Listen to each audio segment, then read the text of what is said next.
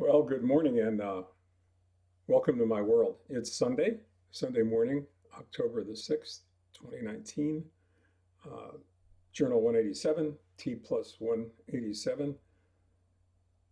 Beautiful day in Southern California. A little bit warmer than yesterday, which was also beautiful, um, but a great day to be out and about if you can go out in the sun, which I still can't.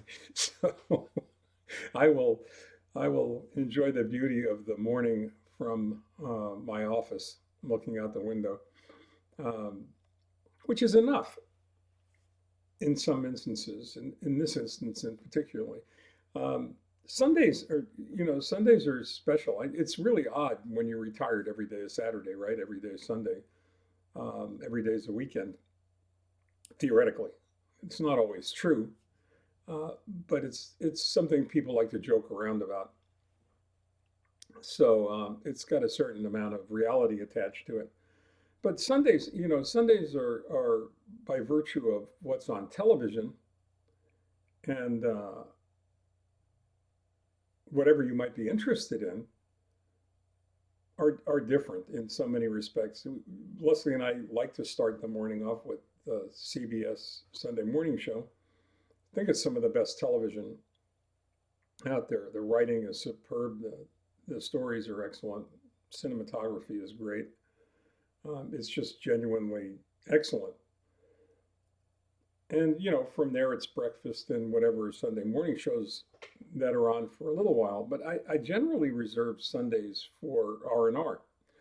Um, you might think that's rest and recreation because that's the common interpretation of that. But realistically, for me, it's reading and reflection, thinking about the week, thinking about the week that was, the week that's coming, reflecting about what needs to get done, what should get done, my place in the world, and in all of that, um, and uh, and time to just sit in the living room and in my reading chair.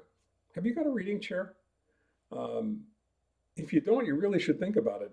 I was exposed to that idea years and years ago at a conference I attended, which I was a speaker and enjoyed another speaker who suggested that you really should have a reading chair, a chair that you go to 15 minutes a day, perhaps, to just read. Um, and he suggested that having the chair, just going to the same place all the time, would actually prepare your mind to absorb whatever it was you were looking at. I have a reading chair. The reading chair is generational, actually. It was my grandparents, then it was my parents, and now it's mine. It is a chair I grew up in. It's a chair I played in when I was a little boy in my grandparents' house, and now it's a chair that I read in. And that's a good place to be because, quite frankly, I mean, I'm embarrassed to admit this, but I'm usually reading at least two or three or four books at the same time, which sounds as insane as it probably is, but it works for me. So it helps a lot in that respect. And that they're not necessarily happy books, books that make you smile or laugh or whatever, but they're books that make you think. They're books that make you go, hmm.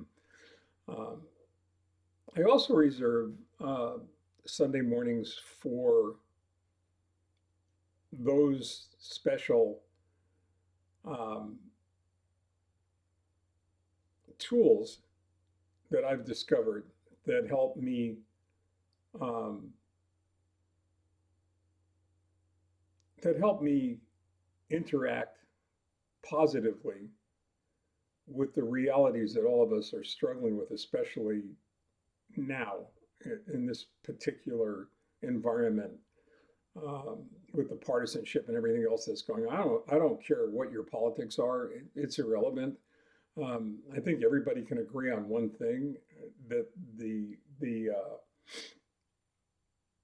to a large degree, what we're dealing with on a regular basis is toxic, and it doesn't do anything to reduce stress or increase enjoyment, satisfaction in just living.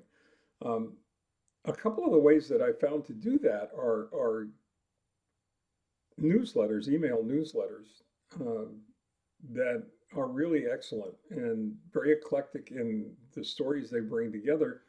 But most of them, in most cases, are stories about positive things that we can look at. That'll probably help at least rewire our brains or keep the wiring where it should be, and that's focused on what's right with the world and not constantly stressing over what's wrong with it. One of them is actually put together by my editor, Fredrick Haugen, and it's called Seven Good Things. I highly recommend it. I don't know where Frederick pulls all this stuff together from, um, but it's this amazing, eclectic, wonderful, beautiful collection of different things that really do make you go, make you think about things, and most of the time don't stress you out. Although occasionally there are things that are there that force you to think, and that's a good thing. I mean, thinking is a good thing. There's another one. I think it's called How to Be Cheerful. That's excellent as well. And there are podcasts that are out there like Dan Harris's 10% Happier, um, which was a book that he wrote and then ultimately morphed itself into a podcast. And it's an important book, I think. Um, it changed my relationship uh, with meditation and with introspection and self-reflection to a very large degree. And the podcasts are very helpful in that regard also. So Sunday's the day that I generally try to reserve, or at least part of Sunday, not the whole day, but at least part of it selfishly for me, for my head, for my psychic well-being, for balance. And everybody talks about the pH balance in your body, and it's really important that you maintain the pH balance in your body. I don't know if you know this or not, but you probably should do the research. I don't want to think for you, nor do I want to go ahead and pontificate about different ideas. But one of the things that the research is starting to show is that when your body is out of balance, when your pH balance becomes too acidic inside your body, um, bad things can happen. And things that are good for your head, things that make you smile, things that make you go things that help you to cope, to remove stress from your life, or at least manage it intelligently, are all things that help your pH balance, or can help your pH balance remain normal, or at least more normal than it might otherwise be. Um, how does this have anything to do with my recovery or my treatment or the disease? It has a lot to do with it. Um, keeping yourself focused, keeping yourself positive, keeping yourself and your outlook uh, focused on a better future, on the future in which you can see yourself, is really critically important to actually enjoying that future. So a couple of things here. Pick out a chair in your house, someplace you can go where it's quiet and conducive to quiet, peaceful, retrospective, reflective thought, someplace you can read, and dedicate 15, 20, 30 minutes, an hour to just reading, to just find things that you like, whatever makes you happy. I love books on leadership. I like books on management. I enjoy books on personal development and having better outcomes. generally speaking, better outcomes depend on better input.